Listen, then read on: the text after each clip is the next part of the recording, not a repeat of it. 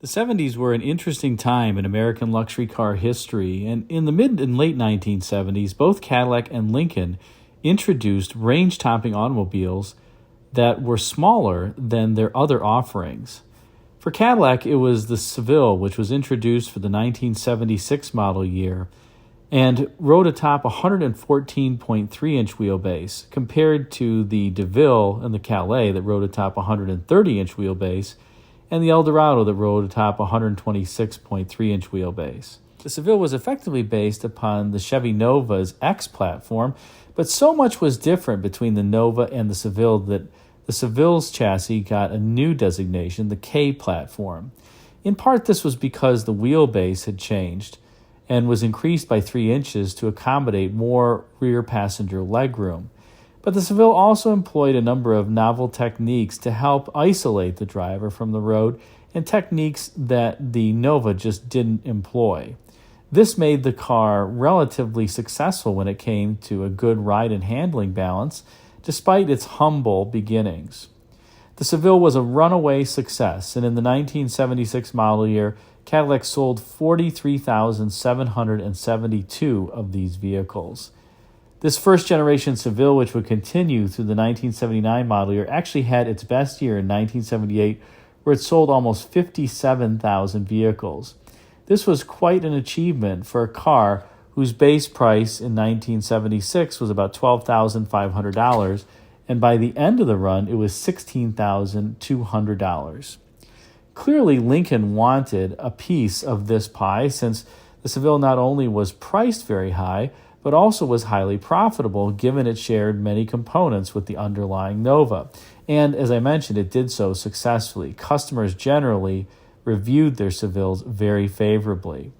Perhaps this was in part due to the fact that the Seville not only had some unique elements to its chassis, but it did also have an engine that was not offered in the Nova. That was an Oldsmobile-sourced 350 cubic inch V8 outfitted with multi-port fuel injection. That's right, I said multi-port fuel injection that was standard on the Seville. It's interesting because this multi-port injection setup, which was developed in partnership with Bosch, was actually more advanced than the digital fuel injection units that were throttle body units that Cadillac would later use on some engines in its 368 cubic inch V8 in 1980, when it would introduce fuel injection on some of the models, the Eldorado and the Seville. However, Lincoln wanted a piece of this success that the Seville was generating, but didn't have the time to respond like Cadillac did when it was originally introducing the Seville. Therefore, Lincoln decided to begin with the Mercury Monarch and turned it in the Lincoln Versailles. The Versailles was named after the Louis XIV's sprawling palace just outside of Paris in France. And it's kind of an interesting name because the car was rather compact in size as opposed to the Palace of Versailles, which is unquestionably huge. But nonetheless, Ford took a number of elements from its Mercury Monarch and Ford Granada platform and kept the wheelbase from both of these vehicles at 109.9 inches versus the Seville's strategy of stretching the Nova wheelbase by 3 inches, and decided to make the Versailles. Well, Cadillac had priced the Seville in 1976 at about $12,500 or $3,500 above the base price of a DeVille. Lincoln was not quite as aggressive with its Versailles, and in its introductory model year priced at about $11,500. This compared to a base price of about $9,500 for the Continental and $11,400 for the Continental Mark IV. For this amount of money, many argue that you are simply getting a tarted-up Granada or Monarch, in part because the overall look of the Versailles, in particular for the 1977 and 78 model years before the rear roofline was changed, really looked almost identical to the Mercury Monarch, and that's because the sheet metal mostly was. Also, unlike the Seville, where the Cadillac Seville benefited from the use of a unique Oldsmobile 350 cubic inch V8 outfitted with multi-port injection, the Versailles launched with a powertrain that could also be had in the Monarch. Ford's 351 cubic inch V8 making 135 horsepower and outfitted with its infamous variable Venturi carburetor that, let's just say, wasn't overly reliable.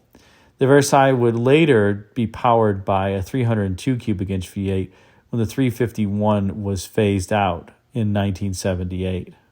But let's now focus on some of the things that made the Versailles different in the chassis area, as that was really what affected the ride and handling of these vehicles and made them materially different from the Ford Granadas and Mercury Monarchs that customers could have bought for much cheaper prices. More specifically, Ford at the time talked about how it had changed a number of these underlying components to make the vehicle ride better. Everything from the ball joints to balancing a number of driveline elements to reinforcing key areas of the chassis and also employing more sound deadening insulation than what could be found in the lesser Granada and Monarchs. However, one element that was also highlighted was that Ford double isolated the shocks on these vehicles, and that's something that perhaps one has never heard of. What does it mean to have double isolated shocks? Well, let's take a look at this particular detail that's an interesting element of the Versailles in a comparison to the Granada and Monarch. First, let's take a look under hood of one of the Monarchs of the era. Here on the right-hand side of the screen, you can see the shock that's mounted to the shock tower. And notice that the shock itself has a rubber isolator which helps suppress road noise that might be transmitted otherwise through the suspension and up through the shock. This is a pretty typical setup that was used by many automakers during the time and performed okay, but not great, let's say. And you can see that aside from that rubber element that's associated with the shocks, that particular shock mount is secured to the body with those 3 nuts there, and there's no additional isolation that's taking place. So some amount of road shock is going to get transmitted here, and it is worth noting that if you have one of these vehicles and the shocks are getting old and the rubber is getting hard, that they may not isolate the body as well from the road shocks as they once did when the shocks were new. Let's now turn to a photo of a Versailles engine compartment in the same location. So here it is, the same engine compartment but on a Versailles, and notice here the shock mountings look materially different. The first thing you'll notice is that the rubber isolator for the shock itself, that main isolator in the middle there, is larger in diameter than it is on the Granada and Monarch. The second thing you'll notice is that all of the mounting associated with that shock mounting plate is isolated from the body yet again in rubber in 3 different places. So this is what was meant by the double isolation that the Versailles employed as compared to the Monarch and the Granada. This offered some significant improvements in overall road quietness and a lack of transmission of road noise through the body, and clearly was something that Ford felt was worthwhile and worth spending the extra cost, because this is not a cheap mounting setup at all on these Versailles.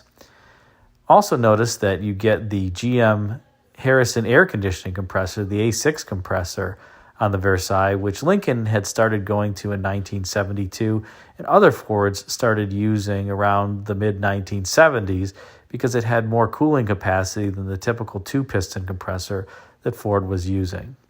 In any event, thought it was at least nice to share this unique detail of the Versailles, and this was emblematic of some of the changes that Ford made to dress up the Versailles from the Granada and the Monarch. In a later video, we can detail the interior, which Ford spent quite a bit of money on padding everything as well so that it was soft and richer to the touch as opposed to what was found on its lesser brethren, the Monarch and Granada.